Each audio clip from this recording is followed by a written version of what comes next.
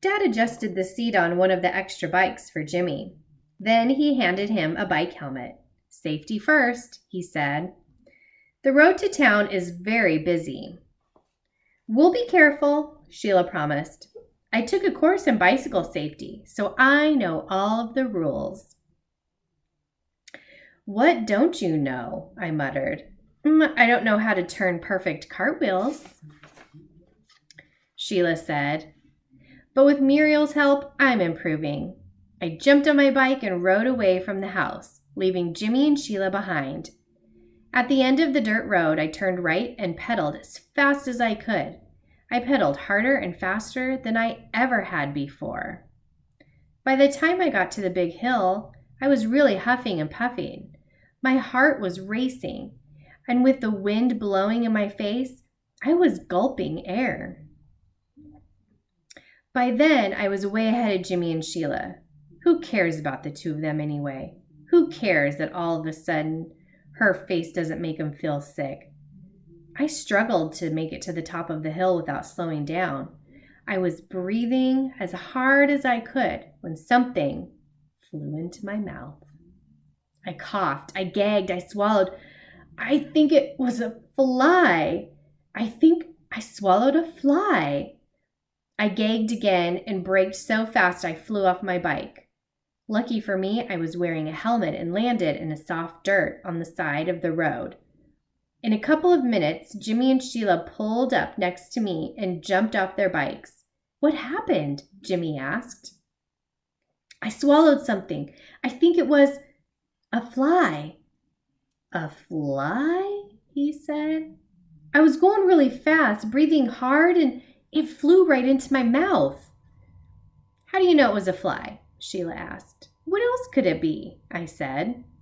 "It wasn't a small bird," I told her, "and a bee would have stung me. I'm almost sure it was a fly." "Ew, that is so gross," Sheila said. I started coughing and gagging again. Jimmy whacked me on the back. "What should we do?" he asked Sheila. "We'll take him to Bicycle Bob," Sheila said. "He'll know what to do." "I think I'm going to puke," I said. "No, you're not," Sheila said. "Just get back on your bike and keep your mouth shut." "Maybe he shouldn't keep it open," Jimmy said, "in case the fly wants to get out." "It was too late for that," Sheila said. "How do you know?" I asked. "All right, fine," Sheila said. "Keep your mouth open if you want." But I didn't want to. I was afraid if I did, something else would fly in. The bike shop was just up the road. When we got there, Sheila called, "Bob, we have an emergency." Bicycle Bob came out of the shop carrying a wrench. "Hey guys," he said, "what's happening?" "I was riding my bike really fast," I told him, "and I was breathing really hard, and a fly flew into his mouth," Sheila said. "And he swallowed it," Jimmy added. "Hey," Bicycle Bob said, shaking my hand, "welcome to the club." "The club?" I said. "Yeah, the ISAF club." "The ISAF club?" I repeated. "The I swallowed a fly club?" Bicycle Bob said. "I'm a member myself." "You swallowed a fly?" I said. "I'm approaching the half-dozen mark," he said. "It's hard to pedal fast and keep your mouth shut at the same time." "Does he need x-rays?" Jimmy asked. "Nah," Bicycle Bob said. "He needs ice cream." "Ice cream?" I said. "Yeah, go next door to Ickles and get yourself a vanilla cone." "Why vanilla?" Sheila asked. "It's the best cure for swallowing live insects," Bicycle Bob said. "Unless you don't like vanilla. In that case, vanilla's fine," I said. "Good. You need money?" "Nah, I've got enough." "Then you're all set," he said. "Give me your name and address so I can notify you about the meetings." "What meetings?" "The ISAF club meetings." "Oh, right." I wrote out my name and address for him. Then the three of us went next door to Ickles. I was glad Libby doesn't work mornings. She was the last person I wanted to see now. Tony Ickle, the owner's son, waited on us. I ordered a vanilla cone. Jimmy ordered a chocolate cone with sprinkles, and Sheila ordered a strawberry. You're Libby's sister, right? Tony said to Sheila. Yes. Great girl, Libby, he said. You can't mean Libby Tubman, I thought. You must mean some other Libby. Nobody in his right mind would call Libby Tubman great.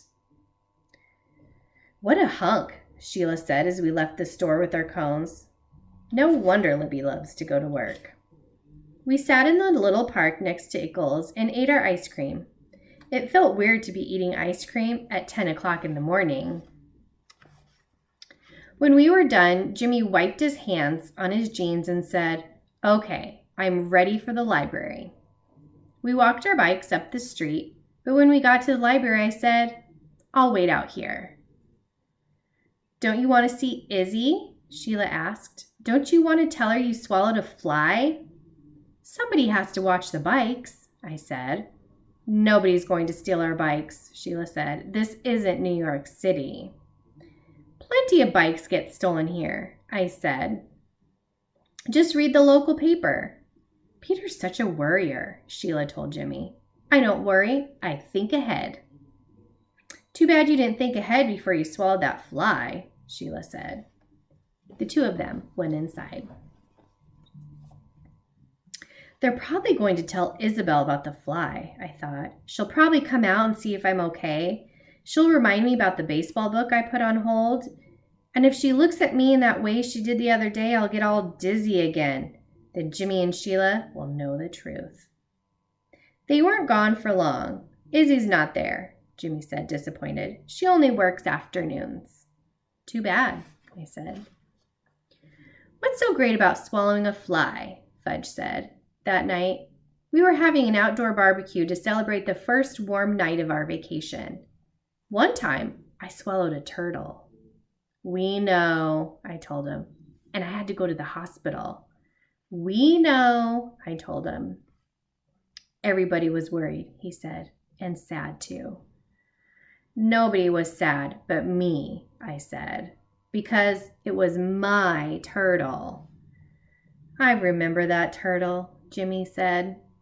You won him at my birthday party. Please, Sheila said. Could we talk about something else? I'm trying to enjoy my supper. Fudge laughed. That's how Turtle got his name. Right, Pete? Yeah, I said. I named my dog after my first pet to remind me of what you did to him. Fudge danced around, holding up a French fry as if it were my turtle. Oh, turtles are so tasty, he sang. Boiled, baked, or raw. Cut that out, I yelled. You can't make me, he laughed, daring me to try.